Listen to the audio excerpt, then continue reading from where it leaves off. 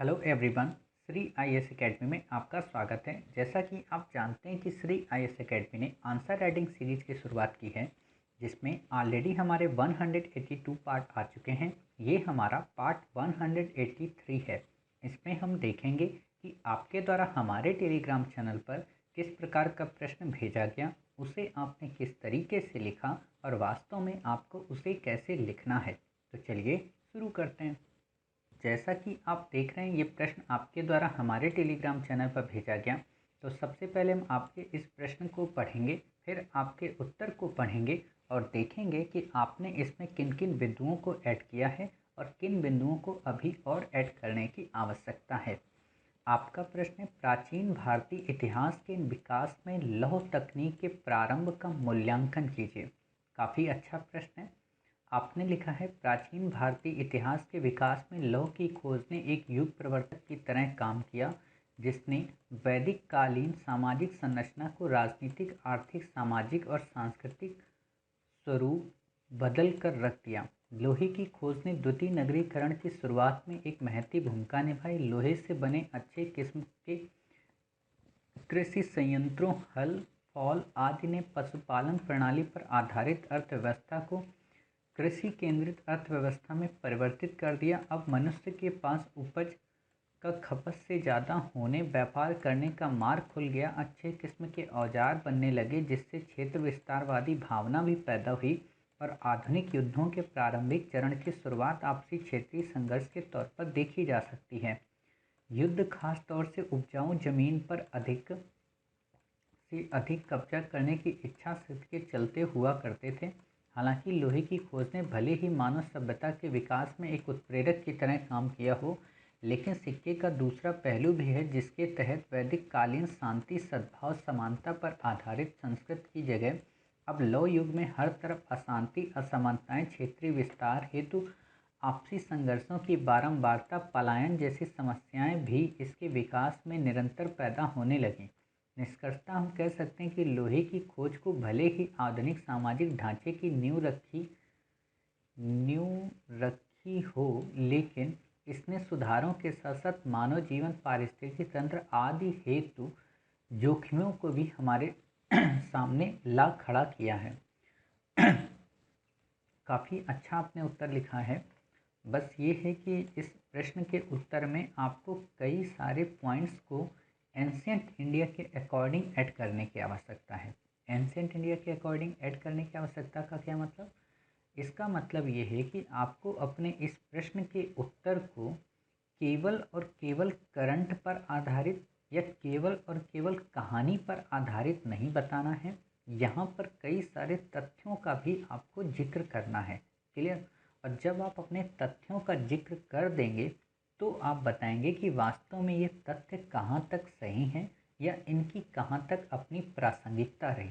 और जब भी आपको ऐसे प्रश्न मिलते हैं और आपको इतना गहन विश्लेषण की डिमांड करते हैं कि आप एंशियंट इंडिया पर पूरे लौह तकनीक के प्रारंभ का मूल्यांकन करें, तो आपको एक चीज़ समझ जानी चाहिए कि भूमिका में अपने शब्दों को उतना नहीं खपाना है। डायरेक्ट ही अपने प्रश्न की डिमांड के अनुरूप अपने उत्तर का लेखन कर देना है। क्लियर? क्योंकि आपके पास शब्दों की अपनी एक सीमा है, तो उस सीमा को बनाए रखने के लिए आपको भूमिका जैसी उत्प्रेरक बातों से आपको बाहर निकलना पड़ेगा। क्लियर? दूसरी बात क्या है कि जब आप अपनी भूमिका अवॉइड कर देंगे, उसके बाद आपको निष्कर्ष भी उसी के अनुरूप देना है। अर्थात निष्कर्ष आपका प्राचीन भारत के इतिहास के अनुरूप होना चाहिए। समझ गए? तो क्या होगा कि आपका उत्तर भी अच्छा हो जाएगा, साथ ही आपका निष्कर्ष अच्छा हो जाने से एग्जामिनर को समझ में आ जाएगा कि ठीक है, आप अपनी प्रश्न की मांग से बिल्कुल भटके नहीं और आपने 150 से 60 शब्दों में अपनी पूरी कहानी गढ़ ली। क्लियर? तो ये सारी चीज़ें आपने देख लिया। अब आपको इसमें कैसे लिखना है, अर्थात आपको किन किन बातों का इसमें मेंशन करना है, वो चीज़ें हम आपको बता देते हैं, ताकि आपको ये ना लगे कि आपने बस हमारी कमियां बताई, आप हमें ये क्यों नहीं बता रहे हो कि लिखना कैसे चाहिए। क्लियर?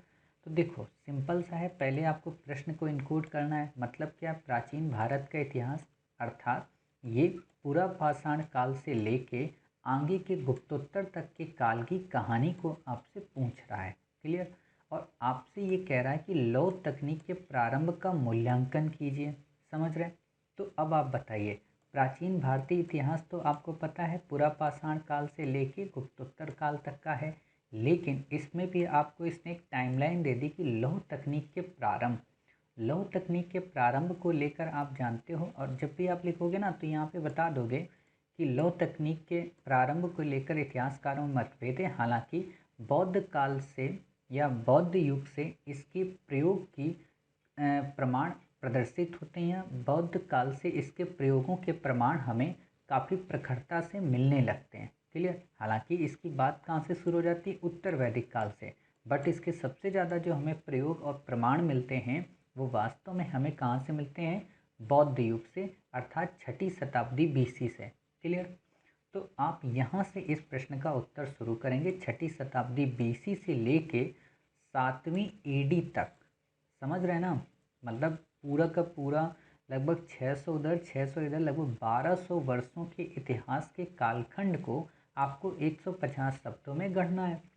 तो अब आप यहाँ से शुरू करेंगे, और जब यहाँ से शुरू करेंगे तो आप कैसे बताएंगे? आप यहाँ पे ऐसे बताएंगे कि लोहे ने क्या चीज़ें चेंज की। तो आपने लिखा तो है लेकिन उसको क्रमागत रूप से नहीं लिखा, और ये निष्कर्ष यहाँ पर मत लिखिए कि इसने क्या क्या प्रभावित किया, क्या क्या नहीं प्रभावित किया। इसको लास्ट के लिए बचा कर रखिए। समझ गए?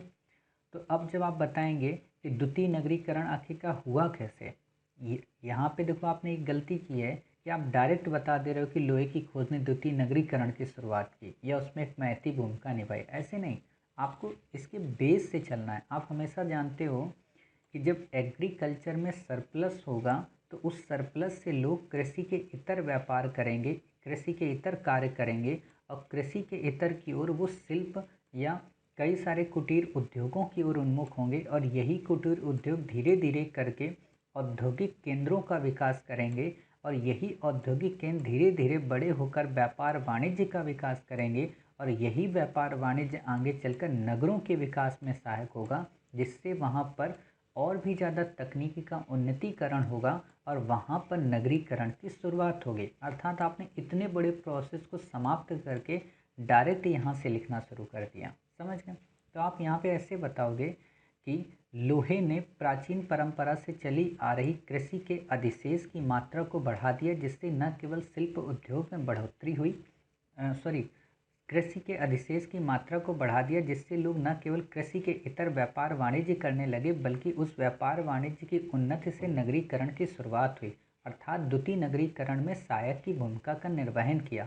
किंतु आगे चलकर हम देखते हैं कि वास्तव में लोहे की तकनीकी की खोज ने शस्त्रों के निर्माण को काफ़ी ज़्यादा प्रमुखता प्रदान की, और इसने शस्त्रों के निर्माण की प्रमुखता ने ही आगे चलकर कई सारे जनपदों को महाजनपदों में कन्वर्ट कर दिया, और उन महाजनपदों के आपसी संघर्ष ने साम्राज्य की संकल्पना को साकार करने का एक सुअवसर प्रदान किया, जिसमें हम मगध जैसे साम्राज्य की उत्पत्ति को समझ सकते हैं।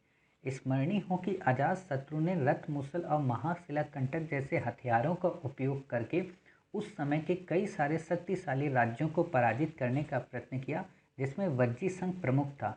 यही परंपरा आगे चलकर मौर्यों के काल में और मौर्योत्तर काल में भी देखने को मिलती है। मौर्योत्तर काल में पेरिप्लस ऑफ द एरेथियन सीज पुस्तक से हमें ये जानकारी मिलती है कि उस समय भारत से किस तरीके से लोहे की खानों से लोहे का निर्यात किया जाता था विश्व के अलग अलग देशों में। साथ ही महावस्तु व मिलिंद पन्नों से भी हमें 36 और 75 प्रकार के शिल्प श्रेणियों का उल्लेख मिलता है, जिसमें कई सारे उद्योग लौह तकनीक से प्रेरित थे। क्लियर?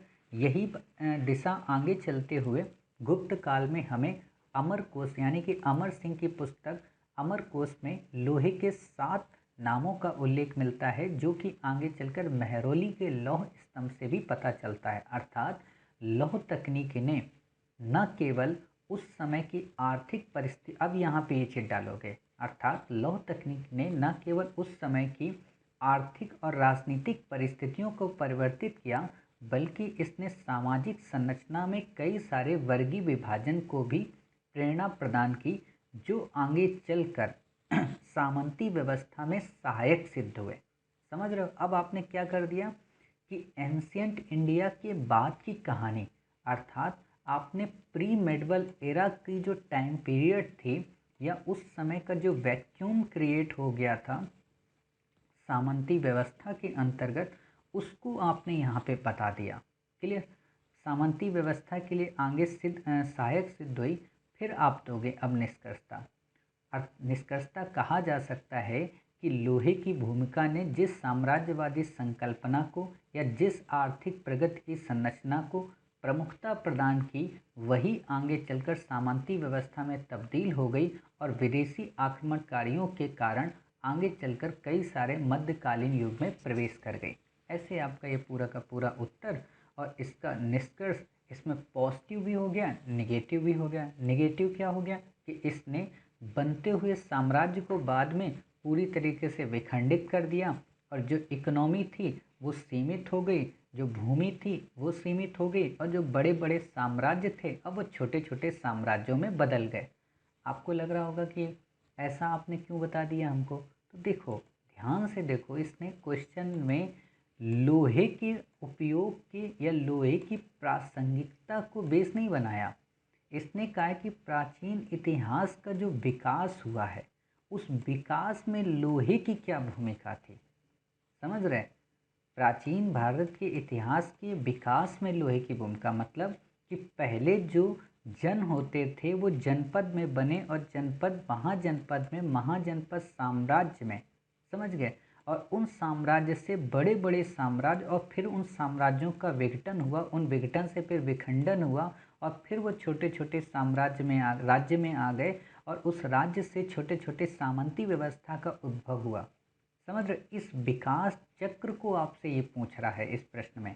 तो आप भी अपने उत्तर को जब गढ़ें तो जनपद से महाजनपद, महाजनपद से साम्राज्य और साम्राज्य से राज्य और राज्य से सामंती व्यवस्था की संकल्पना को आप बता दें। और जब आप बता देंगे तो आपका ये उत्तर मूल्यांकित भी हो जाएगा, उत्तर की प्रासंगिकता भी हो जाएगी और इसकी प्रामाणिकता भी हो जाएगी। आप सोच रहे हो मूल्यांकन कैसे हो गया? तो जब ये यहाँ पे साम्राज्य तक आ गया तो ये इसका पॉजिटिव वेव था और साम्राज्य से जब ये विघटित होने लगा तो ये इसका नेगेटिव वेव था। अर्थात इसने सकारात्मक और नकारात्मक दोनों भूमिकाएं निभाई और जब ये सकारात्मक और नकारात्मक भूमिकाएं निभा रहा था तो इसने उस समय की राजनीति को भी परिवर्तित किया, इकोनॉमी को भी परिवर्तित किया और जब राजनीति और इकोनॉमी परिवर्तित हुई तो उस समय का समाज भी बदल गया। क्यों? क्योंकि आगे चलकर आपने निष्कर्ष में क्या लिखा है, इसने मध्यकाल की पृष्ठभूमि को तैयार कर दिया। अर्थात मध्यकाल में समाज तो चेंज हो ही गया था, ये इनहेरेंट है। देखो, जब हम कम से कम शब्दों में अपनी बातें लिखनी होती ना तो कई सारे वर्ड्स को लास्ट के लिए हमें कोड में ही छोड़ देना होता है, मतलब उनको कोड करके। क्यों? क्योंकि एग्जामिनर आपकी बात को, आपकी लेखन शैली को समझ जाता है कि आपने शुरुआत में काफ़ी गहन विश्लेषण कर दिया और अंत में आपके पास शब्द नहीं बचे, आप कहना तो चाह रहे थे, तो इसीलिए आपने उनको संक्षिप्त वर्डों में कह के अपनी बात को ख़त्म किया और वो आपको अंक दे देगा। समझ गए? तो आप पूरी तरह से समझ गए होंगे कि वास्तव में इस प्रश्न में हमें कैसे लिखना है, कैसे इसको इनकोड करना है, कैसे शॉर्ट फॉर्म में हमें अपनी पूरी बातें कहनी है, किस तरीके से हमें एक दो तथ्यों का उल्लेख करना है। देखो, ज़्यादा तथ्य मत करो, जैसे मैंने आपको कई सारे तथ्य बता दिए, पेरिप्लस ऑफ द एरिथियन सी बता दिया, अमरकोश के बारे में बता दिया, महावस्तु के बारे में बता दिया, मिलिंद पन्नों के बारे में बता दिया। तो ज़रूरी नहीं कि आप इन सबका उल्लेख करो, एक दो इसमें अगर आप उल्लेख कर देते हो तो हिस्ट्री ऑप्शनल की दृष्टि से फिर आपका उत्तर प्रमाणिक भी हो जाता है और विश्लेषित भी हो जाता है और निष्कर्ष अपने आप इसका प्रासंगिक हो जाता है। समझ गए? तो आप ये भी समझ गए होंगे ऐसे निष्कर्ष से बच के हमें कैसे उत्तर को लिखना है। देखो, ऐसा उत्तर तो सभी लिखेंगे, ये नॉर्मल बातें हैं, ये वो लोग लिखते हैं जिनको इस टॉपिक की काफ़ी गहन समझ नहीं होती। समझ गए? अब आप में से ये भी लग रहा होगा कि क्या हिस्ट्री ऑप्शनल में गहन समझ होनी चाहिए। जीएस के लिए आपका ये उत्तर काम कर सकता है, बट हिस्ट्री ऑप्शनल के लिए आपको इसमें गहनता की आवश्यकता है। क्लियर? तो उम्मीद है आप समझ गए होंगे वास्तव में आपको इस प्रश्न में किन किन बिंदुओं को ऐड करना है। तो मिलते हैं फिर आप ही के द्वारा भेजे गए हाँ, एक बात और देखो, आपने जैसे ये सारी चीज़ें लिख दी, अशांति, संघर्ष, तो जब आप साम्राज्य लिखते हो ना कि कैसे महाजनपद से साम्राज्य बना और फिर साम्राज्य से कैसे राज्य बने, तो इसमें ऑलरेडी ये सब कुछ इंक्लूड हो जाता है। तो इतनी बातों को कहने से लाख गुना बेहतर है आपने उसको वहाँ पे ही कह दिया। समझ गए? तो इस तरीके से आपने देखा कि वास्तव में आपको कैसे इस प्रश्न का उत्तर लिखना है, किन किन पॉइंट्स को ऐड करना है। तो मिलते हैं फिर आप ही के द्वारा भेजे गए एक नए प्रश्न के साथ। तब तक अपना ख्याल रखिए और स्वस्थ रहिए।